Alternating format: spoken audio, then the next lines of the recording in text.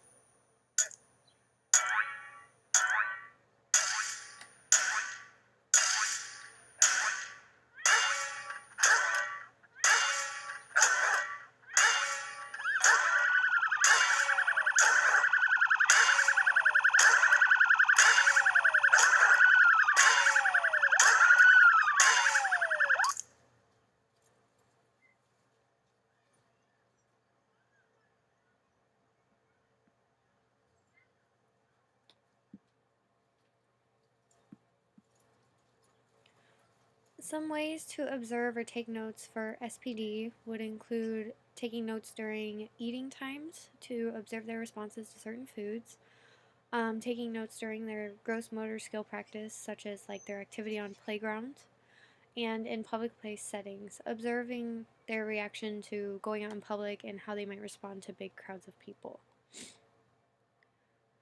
Sensory processing disorder screening/diagnosis is controversial because it is not recognized as a formal disorder in the Diagnostic and Statistical Manual of Mental Disorders, or DSM-5, used by psychiatrists. So another way to find SPD in early childhood, you could talk to teachers and caregivers to get a full perspective of the child's behavior.